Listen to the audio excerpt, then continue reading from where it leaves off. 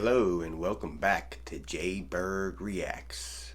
We got another great video for you today, so without further ado, let's get going.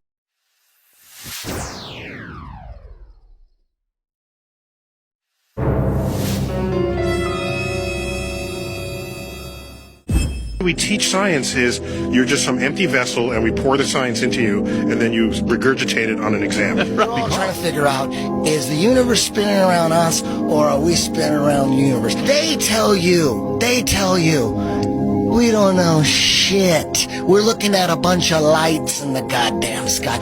You're gonna tell me that that light and that light that's 250, 100 trillion light years away? How the fuck did you figure that out? And Well, don't they have an explanation for that shit? No, exactly. That's what you just said right now. What you just said now is what everyone's natural reaction. Because anytime someone says anything about space, you automatically think someone figured it out. You don't know the guy's name. You don't know the name of the experiment. You didn't look into it yourself. You just think when someone tells you, how far is the Earth from the sun? They'll say, 93 million miles away. Like you just, everybody relies on someone figured that out and someone double checked it. You're going on what you read. And right now, cosmology, they don't know what the fuck to do. You know what they found out? The cosmic microwave background shows that all the galaxies are on shelves lined up to us. That we're at the fucking center. They don't know what to think about it. There's a lot of controversy going on about it. Well, you should see the stars do all sorts of strange motions, but you don't. You only see them make these perfect circles. That tells me that it's the stars that are moving, not the Earth. The Copernicus principle, the one that we live by, is that we're insignificant, we mean nothing, we're a speck in the universe. That's the heliocentric model, that we go around the sun. The geocentric model means that everything goes around us. That's what this is in the Bible. That's what the first astronomers were saying. Ptolemy was the first one to say, yeah, we are the center. You can tell based on these observations, everything's revolving around us. Earth is the center of the universe, and we stand still, and the universe spins around us. You know what? They've lied so much. NASA's lied so goddamn much that I don't believe shit. I see. They've got that satellite image of that frozen moon. What's that frozen moon? Oh, let me see if that's CGI. Find that They got a picture of a frozen fucking moon? I guarantee you it's CGI. No way they can take a picture. Heliocentric models are from. Watch as the sunlight shrinks and follows the sun. It's definitely a locally illuminating sun, not far away, not very big, and definitely not 93 million miles away.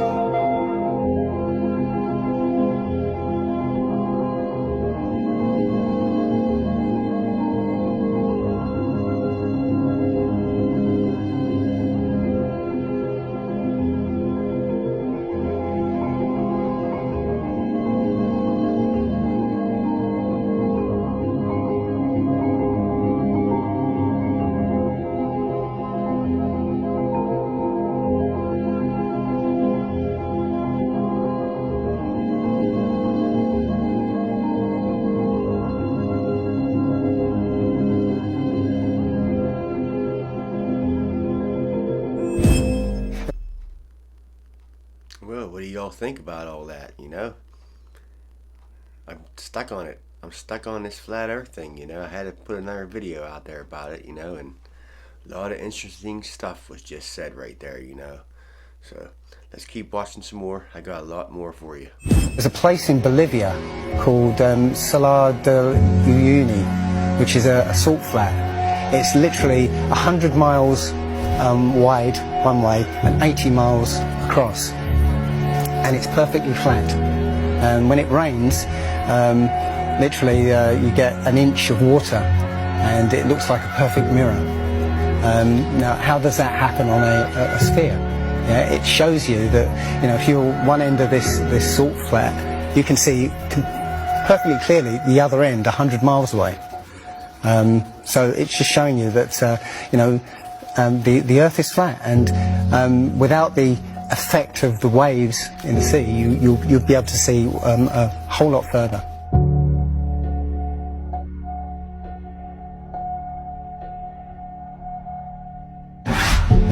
picture across the Great Lakes from Michigan and was able to see, I believe, Chicago, which he shouldn't have been able to see. And the news, the television station basically said it was a mirage. I found this photo, Grandmere State Park. This is from Joshua Nowicki, and what you're seeing here is a mirage. We typically would not be able to see this from the Lake Michigan shore. We talked about this last night. Conditions are right on the lake that we're actually seeing a mirage of the Chicago skyline.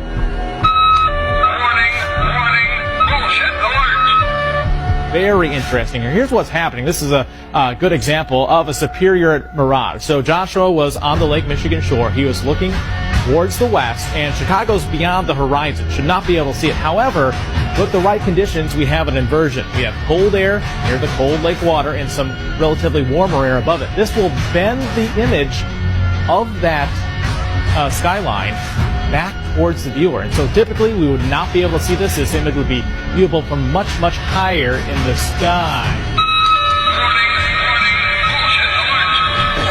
They always say it's a mirage, but for a mirage to happen, you have to have very specific atmospheric conditions. It's not a mirage, it's simply that you're looking across the plain.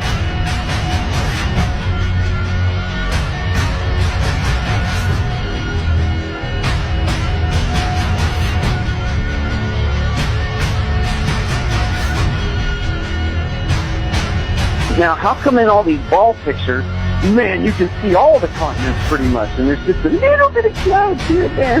Man, it's like some of these pictures, like there's some where they show the Earth at night, and you can see all the lights and stuff. It's like, you telling me the entire continent didn't have clouds? The entire fucking continent, like, you can see Africa and all these lights and all this stuff, like, if you turn on your porch light, I guess you can see it from space, apparently. And it's like, there's no clouds in some of these pictures. And they spelled out the word sex, right, recently, probably a few months ago in one of the clouds. But, if they do their research, they say, well, those are composites. And I said, well, how come they copy and paste the clouds on some of these? And they use the same cloud form. Like, if you're going to make a composite, but you shouldn't be copying and pasting clouds. That means you're adding stuff that's not real. Yeah, and the thing is, those pictures that you're talking about, the blue marble pictures, I think it's about maybe 8 to 10 of them over time that NASA has put out. And you're absolutely right. None of those pictures look the same. The color of the water is different. Like you said, the continents are different sizes. It's just unbelievable. And I think what happened originally was they would put these things out and nobody was paying any attention to it. And then all of a sudden now, people are paying attention to it, and now they're pulling these pictures in, and it's an obvious fraud. What? And the thing is, there's supposedly tens of thousands of satellites orbiting Earth.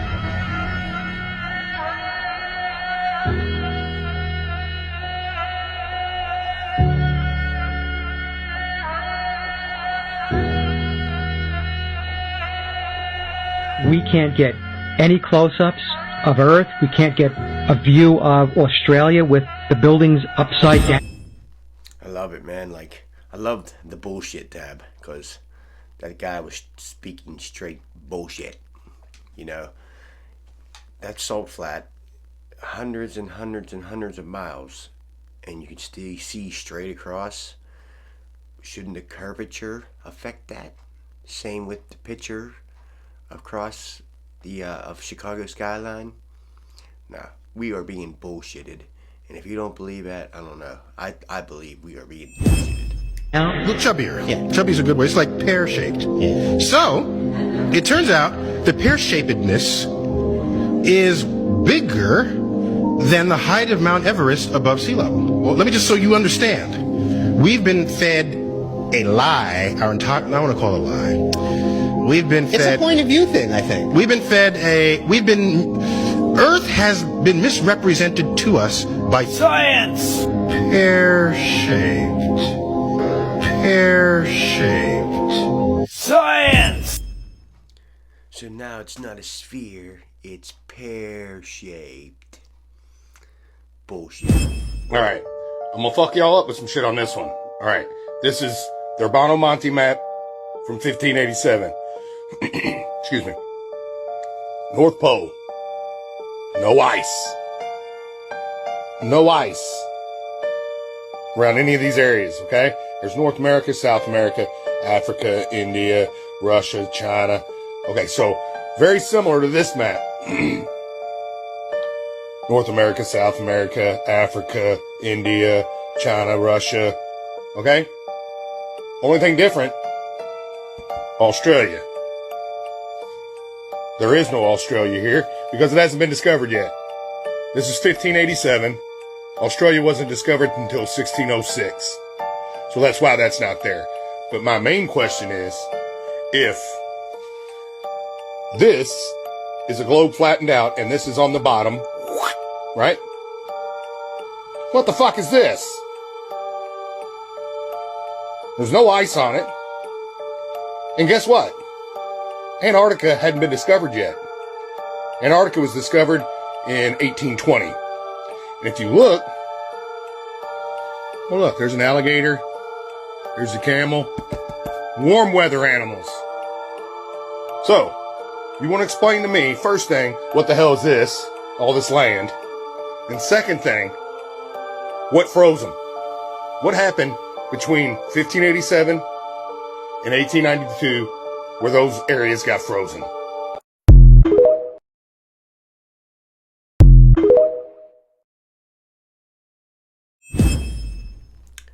Makes you wonder why there's an Antarctic treaty now, doesn't it?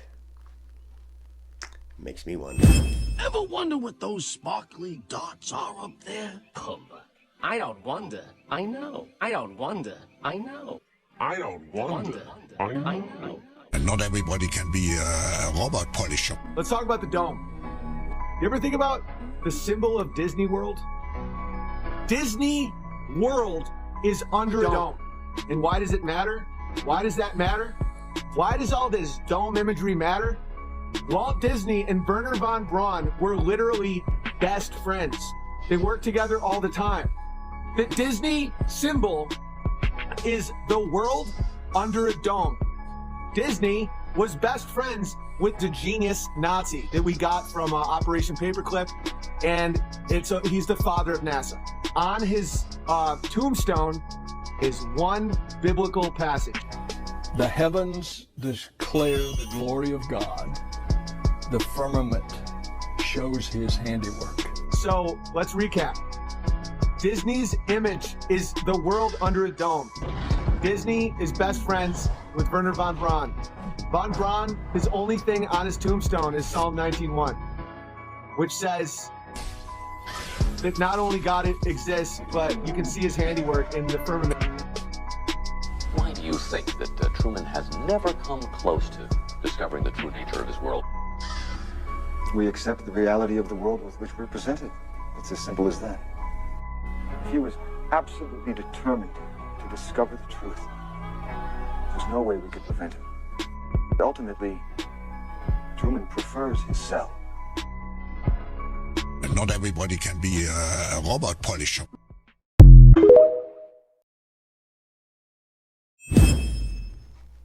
Yeah, don't you think that's fishy? The dome, the firmament, spoken in the Bible, on Wernher von Braun's tombstone.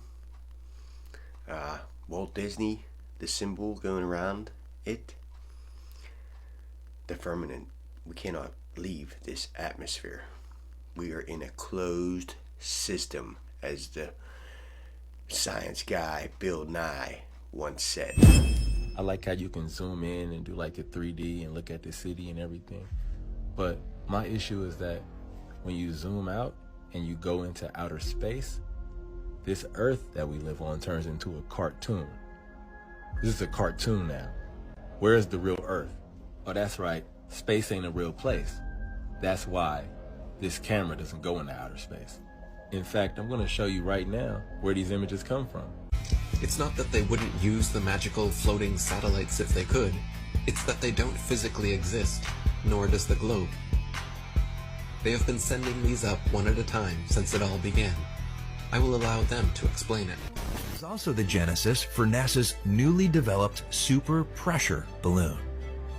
The reason for super pressure ballooning is they have absolutely stable altitude day night, and it doesn't matter how cold the atmosphere is. They are sealed. So your shape is always the same, you always displace the same amount of air, and therefore you have the same amount of buoyancy all the time. NASA's been using balloons for science research for over 30 years. The exploration that can be done on balloons is continuing to grow. The standard balloon that I fly is about 660 feet long when it's made. So let me get this straight. It is now public knowledge that they send up satellites on massive helium-filled balloons. As you should know, NASA is the largest consumer of helium in the world, for obvious reasons. But the issue with society is that they never critically think. Just think for a second here. If these are sent up to provide the world with all of the important information we need, and I'm sure the entire process is expensive and difficult to accomplish, then please explain to me what in the flat world do these pathetic animations do for you? Do they make you happy inside? Are they so super duper cool that you cannot see past the obvious CGI? The fact of the matter is everything NASA sends up on a balloon simply hovers above our motionless Earth. That is why they rarely speak about orbiting satellites, and of course, they never show footage. Here is some footage of a random evening with a man, the moon, and his Nikon P900. Notice anything floating up there? Get it, Bart. So bright out you can't see anything in the sky except the Fox satellite. No, Lise. And these satellites come crashing down. They fall out of the sky with those helium balloons attached to them all over the world. But you don't hear about it because you likely get your information from mainstream media. And I'm going to tell you why that's a bad idea. The same people that own the news are the same people that are perpetuating this hoax, all right? If you want the truth, you got to find it yourself. Plans came crashing to the ground. The failed launch of a balloon carrying a multi-million-dollar space telescope had onlookers scrambling for safety. Never know what's going to happen. This baby fell out of the sky and landed in our yard. It's never boring on the Welke farm. Thank God there's no horses out or it didn't hit the house. And it's still going and flashing.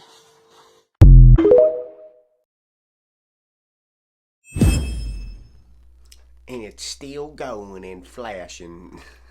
But yeah, how about that, you know? Is there actually satellites orbiting around, or are they up there in them balloons that you just heard about? I think the balloons are in use, big time. NASA, the biggest consumer of helium in the world. Put two and two together, you know. 95% of all telephone and data is transferred over submarine cables. Not satellite. Not satellite. It's what allows us to rely on instant everything. Phone calls, banking, web surfing, email, streaming video, and other communication. And it all began 150 years ago. We have here samples of the early cables from the 1850s. This is what the first permanent cable looked like under the Atlantic. Absolutely. Barney Finn at the Smithsonian's National Museum of American History helped string together an exhibit commemorating the 150th anniversary of the first permanent transatlantic cable, and the man who assembled the financial, political, and technical prowess to make it happen, entrepreneur Cyrus Field. Some of the items have not been on display in more than a century. And this indeed is the cable going across the Atlantic. Wanted to send a message to a relative in Ireland or in England. Right. It would take 10 days by ship to get there, however long to write the message, and 10 days to get back. With this cable now, it was what, minutes? Yeah, that's right. It sounds like this was the original information age. That's right. For the next 90 years, the cable handled messages by Morse code before telephone cables arrived. Today, a maze of fiber optic cables crisscross the oceans Ever and the phoned or U.S. emailed someone on another continent or browsed a foreign website, you can dial up some gratitude for something that happened a century and a half ago. It's been 150 years since the first transatlantic cable began ushering in global communications. And now tech giants are taking that undersea revolution a big step further. Here's Mark Albert. When you pick up the phone to reach out and touch someone across the oceans, it's only possible because of ships like the Global Sentinel. This is cable tank number 1. And what am I standing on right now? You're standing on fiber optic cable that's going to be laid from here towards Brazil. This is how worldwide communication begins. Jeff Sanders is a captain at 95% of all telephone and data is transferred over submarine cables. Not satellite. Not satellite. Not satellite.